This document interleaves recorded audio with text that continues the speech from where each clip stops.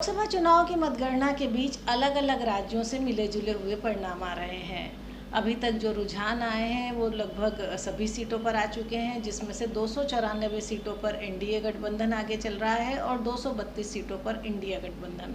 हालांकि जो बहुमत का आंकड़ा है वो इंडिया गठबंधन उससे लगभग 20 सीटों पर ही पीछे चल रही है। लेकिन मध्य प्रदेश की बात करें, कई राज्यों में अलग अलग नतीजे हैं। बीजेपी को उत्तर प्रदेश में बड़ा उलटफेर देखने को मिला, राजस्थान में काफ़ी बदलाव हुआ। लेकिन अगर हम मध्य प्रदेश की बात करें तो मध्य प्रदेश में बीजेपी ने पूरी 29 सीटों पर बीजेपी जीत दर्ज कर रही है। मध्य प्रदेश में पूरी 29 सीटें बीजेपी के खाते में जा रही हैं।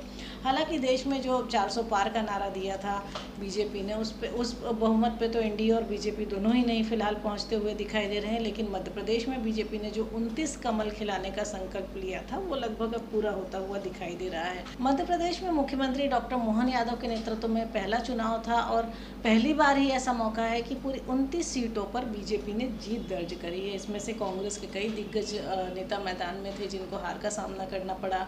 उसमें जो है पूर्व मुख्यमंत्री दिग्विजय सिंह जो है राजगढ़ लोकसभा से अपना चुनाव जो है दिग्विजय सिंह को हार का सामना करना पड़ा। कांतिलाल भूरिया जो है जो झाबुआ रतलाम सीट से थे, उनको हार का सामना करना पड़ा।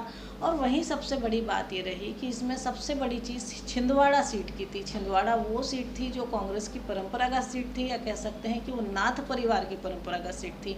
और कांग्रेस की उस परंपरागत सीट पर ये कहा जाता था कि जब पूरे देश में कमल खिलता है तो छिंदवाड़ा में कमलनाथ खिलता है। लेकिन इस बार ऐसा नहीं हुआ।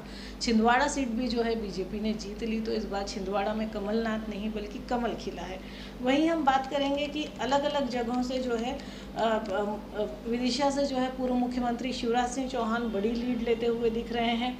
वहीं इंदौर में शंकर ललवानी को जीत मिली है, बड़ी जीत मिली है। लेकिन एक और रिकॉर्ड बना है मध्य प्रदेश के चुनाव में, और वो रिकॉर्ड बना है नोटा का।